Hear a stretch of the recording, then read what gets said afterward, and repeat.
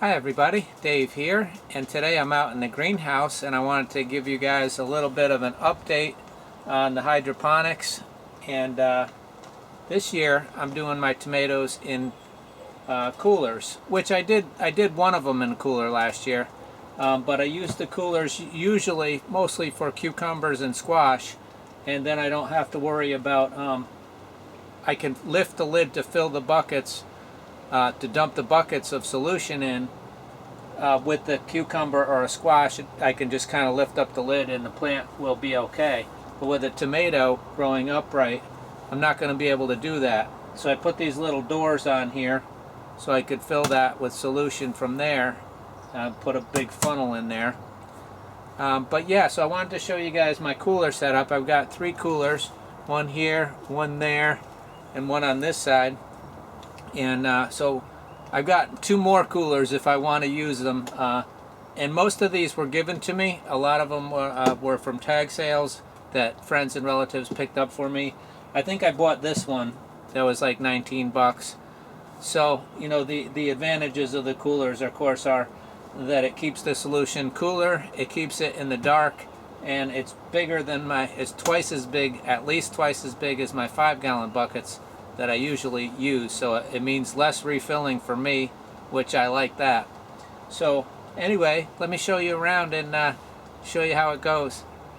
I just transplanted these in, and I'll show you guys how I did it from these half-gallon mason jars right into these coolers.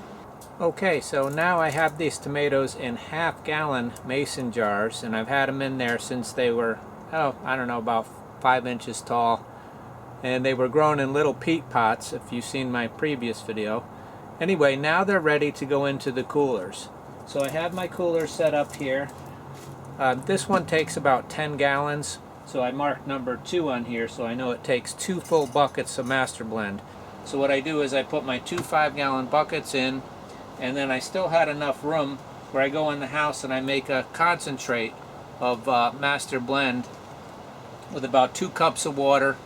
I use hot water, and I dissolve my 2 teaspoons of calcium nitrate first in the hot water, then 2 teaspoons of Master Blend, dissolve that in there, and then 2 teaspoons of Epsom salt for each 5 gallons that I have. So in here I would do 4 teaspoons of each dissolved in my 2 cups, and then just pour the 2 cups in there and swirl it around. I find that's easier than mixing 5-gallon bucket after 5-gallon bucket. I just put however many buckets go in there, and then I go make the concentrate in a couple cups of water and dump that in there. And you don't have to be super exact with this formula. You know, 2 teaspoons is perfect, but if you know, like this one didn't take quite 15 gallons, but I still mixed my Master Blend to 15 gallons, so it's a little bit stronger. I don't think you have to worry too much. I've never tested pH, and I never test parts per million. I just do it this way, and it's worked for me great. So it might be my water, I don't know. But every year it does fine that way. Also, I don't ever empty my solution. I just keep adding. All season long, I just keep adding. Sometimes I let it get low, but I like to try to maintain it at least, I don't like to let it get too much below half until the way end of the season. So anyway, that's a little insight into how I'm doing things. And if you guys decide to do this, whether you're using buckets or coolers or whatever, I highly recommend this type of a trellis. I don't know if you can see it, but it's like a four-way folding panel of wire. I'll give you guys a closer look at this in a minute, but I like it because one of them fits perfectly around a bucket. Here I've used 2 of them, but I suggest that you set up your whatever trellis system you're going to use when you put your plants in, because it's going to make it so much easier than trying to do it while the plant is, you know, is big. And just be ready for it, because these things grow so fast. So before I drop this in there, I'm just going to go ahead and pick off any of these suckers. And you know, the suckers are this little part that grows out, right in the little from the main stem and the branch. These are all branches, but you want to take out these suckers that are coming up in that intersection there. So I'm just going to pinch them off with my fingers.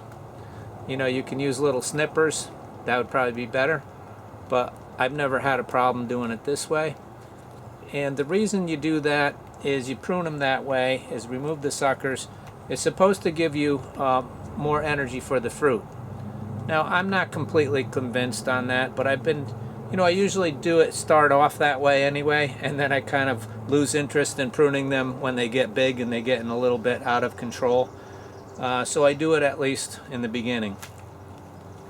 And I'm only doing 4 plants this year, 4 tomato plants, but that will give me plenty of tomatoes to eat all during the summer and plenty to dry, so that I'll have them until next year, just from the 4 tomato plants. So I'm doing 2 big slicers. I'm doing a 4th of July tomato, which is a small tomato, medium-sized tomato that's ready. That's ready in about July, 4th of July. So that one's a little earlier. And then the 2 slicers, one's a beefsteak and one's a similar. And then the yellow pear, which is this. I love the yellow pear tomatoes. They're very good. So all I got to do now to drop it in is just basically just drop it in that hole.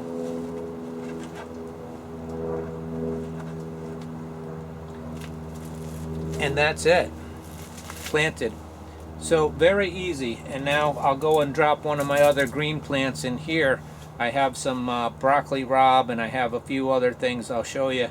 And now I'll just go ahead and drop one of them in here and use the solution that's in here. This is Master Blend. I mean, this is Maxi Grow. I started them off on, and now I just switched them right into the Master Blend. No problem. So anyway, yeah, let me show you. I'll show you this trellis again, and then I'll show you what I have on the table and the rest of the stuff.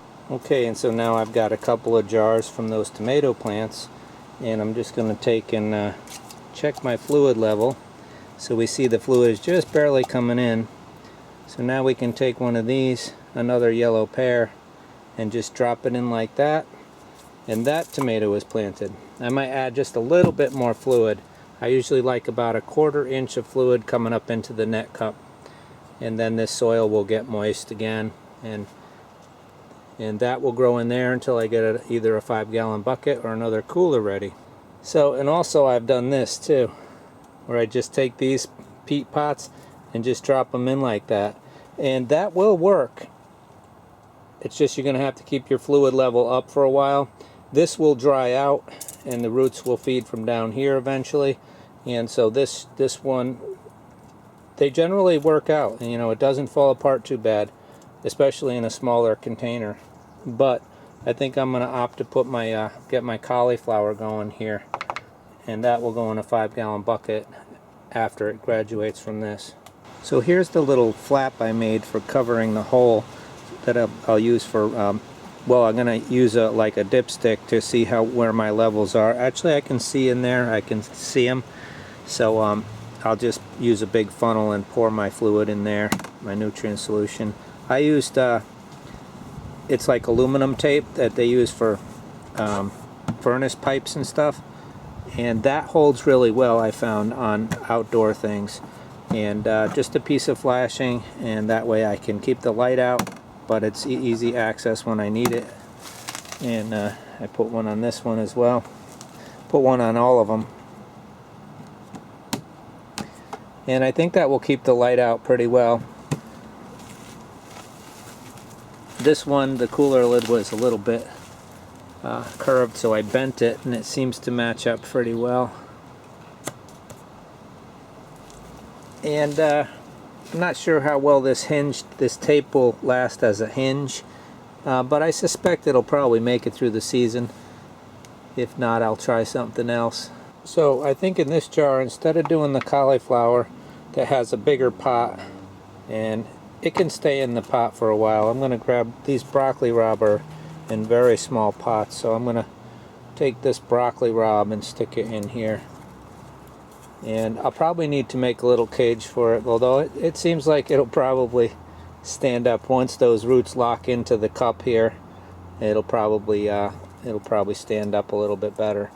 That's all that's going on here right now. Well, thanks for watching, everybody. If you have any questions or comments, leave them below and I will get back to you.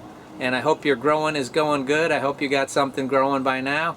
And if not, it's not too late. You could do hydroponics anytime, inside or out.